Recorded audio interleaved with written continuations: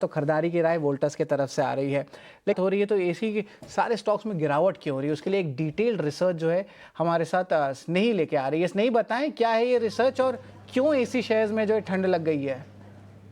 जी बिल्कुल, अगर शरद आप देखें एसी के शेयर बिल्कुल ठंडे पड़ गए आज के ट्रेडिंग सेशन में। और ये क्यों हुआ है आइए जानते हैं। बहुत सारे कारण हैं इसके पीछे। 3 स्टॉक पर हमारी नज़र है आज, पीजी इलेक्ट्रॉनिक्स, वोल्टास और ब्लू स्टार, जो कि 3 बड़े एसी मैन्युफैक्चरर्स, एसी सेलर्स हैं, एसी डीलर्स हैं। इन सब पर हमारी नज़र है आज और ये 3 स्टॉक बहुत ही घट रहे हैं आज के ट्रेडिंग सेशन में। सबसे बड़ा रीज़न जो इन सारी कंपनीज़ के मैनेजमेंट ने दिया है, वो कहते हैं कि ये टाइम जो समर सीज़न था वो थोड़ा शॉर्ट हो गया था क्योंकि मॉनसून जो है वो समय से पहले आ गया था। अब इसके दम पर उनके Q1 पर क्या असर पड़ा है, आइए देखते हैं। शुरुआत करते हैं पीजी इलेक्ट्रॉनिक्स से, इसके बारे में बात करेंगे। FY26 का ग्रोथ अनुमान घटाने से पीजी इलेक्ट्रॉनिक्स के शेयर पर हमने दबाव देखा है और लास्ट वीक भी यही हालत थी। स्टॉक की काफ़ी गिर चुका है।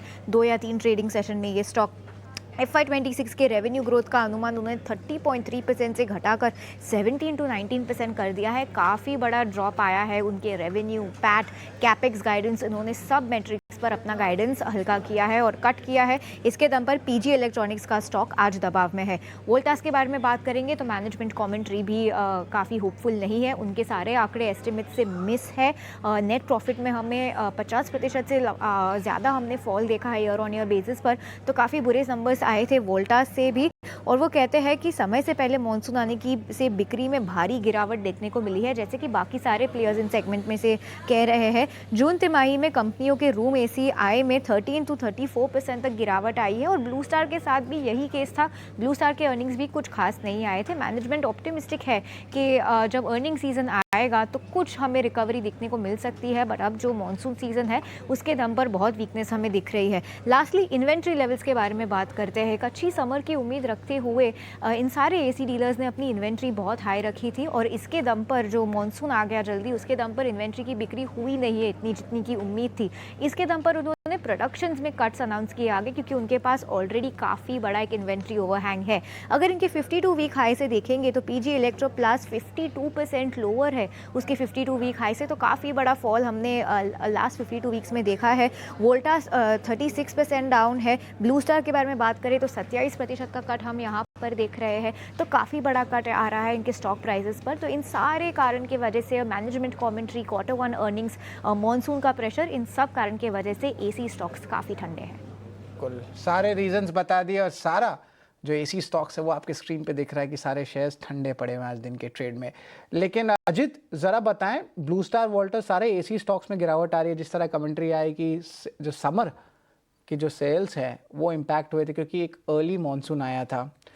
इन सिचुएशंस में क्या कोई वैल्यू बाय आपको देखने मिल रहा है एसी स्टॉक्स में, कि कुछ और शॉर्टिंग्स और देखने मिल सकते हैं? क्योंकि देखिए समर खत्म हो चुका है, सारा न्यूज़ फ्लो जो है बैक डेटेड है, तो यहाँ पे आपको लगता है कि कोई वैल्यू इमर्ज हो रहा है? अगर हो रहा है तो कौन सा रहेगा, वो बताएं।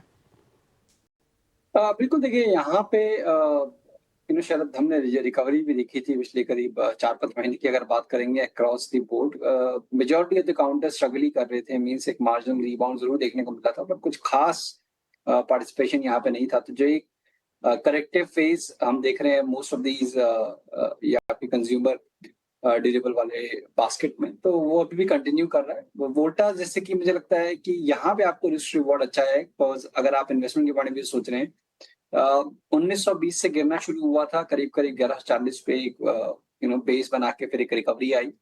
रिकवरी अब दोबारा से फेड आउट हुई है और दोबारा से अब उन लेवल्स के पास जहां से आपने चलना शुरू किया था, जो कि लॉन्ग टर्म मूविंग एवरेजेस के साथ अलाइंड है वीकली चार्ट्स पे।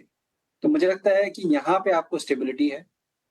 आउट परफॉर्मेंस की बात करें तो ब्लू स्टार डेफिनेटली इस लीग में मेरे को लगता है कि वो आउट परफॉर्मेंस वाला कैंडिडेट है, बट यस रिस्क रहेगा कंसिडरिंग कि वहां पे अभी तक करेक्शन नहीं आई है। तो स्ट्रेंथ जरूर है, बट थोड़ा सा शॉर्ट टर्म में वोलेटिलिटी देखने को मिल सकती है। तो ये देखते जरूर हुए है। मेरे हिसाब से हाँ, वोल्टा ज्यादा बेटर कैंडिडेट होगा अगर किसी को इन्वेस्टमेंट पॉइंट ऑफ व्यू से सोचना है फॉर 1 to 2 years। और वोल्टास के 1 to 2 मंथ्स एक बार रिपीट करा देंगे दर्शकों के लिए, टारगेट प्राइस स्टॉप लॉस क्या रहेगा? देखिए अगर बिल्कुल शॉर्टर ड्यूरेशन की अगर हम बात करें तो मेरे हिसाब से 1140 जो कि इसका भी रीसेंट बेस था, वही आपका स्टॉप लॉस रहेगा। और जब तक उसके ऊपर है तब तक दोबारा से एक रिकवरी का अटेम्प्ट, और इस केस में 1300 आपका पहला हर्डल होगा, उसके बाद करीब 1425 का। ठीक है, तो 1300 1425 टारगेट प्राइस 2 रहने वाले हैं। स्टॉप लॉस की बात करें तो 1140। वैल्यू बाई अगर देखना है 1 से 2 महीने के बीच तो आप वोल्टस को देख सकते हैं। Most of the negative news flow जो मैं आपको बता देता हूँ ऑलरेडी फैक्टर्ड इन हो चुका है और ये पीछे वाला इवेंट है समर का, तो वैल्यू इमर्ज आ सकता है, तो खरीदारी की राय वोल्टस की तरफ से आ रही है।